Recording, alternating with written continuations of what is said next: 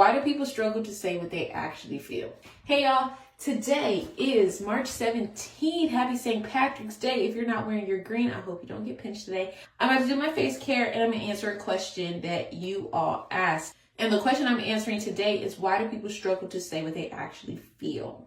So let's get to the video. So why do people struggle to say what they actually feel?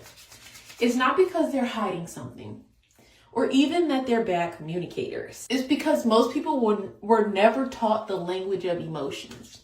Think about it. When you were growing up, how were emotions talked about? For a lot of people, feelings got reduced to just a few words.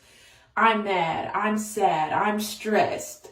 The thing is, emotions are much more nuanced than that. And when we only have a few labels, emotions get crammed into just those few categories, even when they don't fit in those categories. For example, mad could actually mean feeling rejected, feeling disrespected, feeling hurt, or even feeling embarrassed.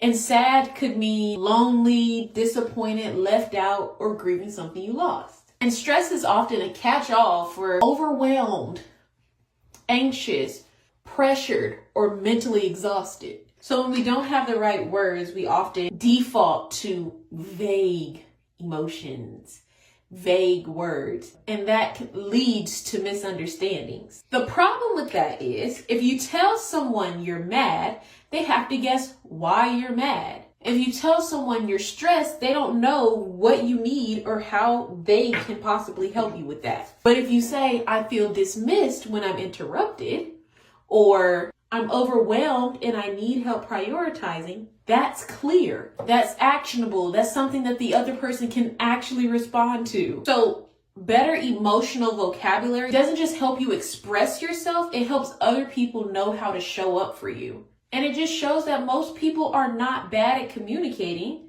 they're just under-equipped. We don't get a feelings dictionary when we're growing up. And most people are not being taught how to check in with themselves beyond surface level emotions. So instead of saying what's really going on, they shut down, they lash out, or they say something that doesn't quite match how they actually feel. And then relationships suffer, not because people don't care, but because they don't have the language. But here is a shift that you can make today that will help you. Instead of stopping at your first feeling, ask what's underneath that. If you feel mad, ask yourself, am I actually hurt? Do I feel disrespected or ignored? That extra layer of clarity, it changes so much. I mentioned in one of my other videos to get a feelings wheel, and a life changer.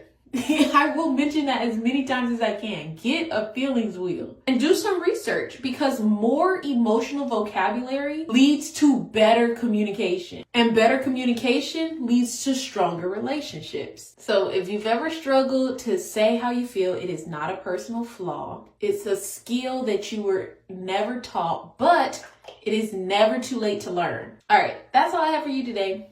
I'll see you tomorrow for more tips. Bye.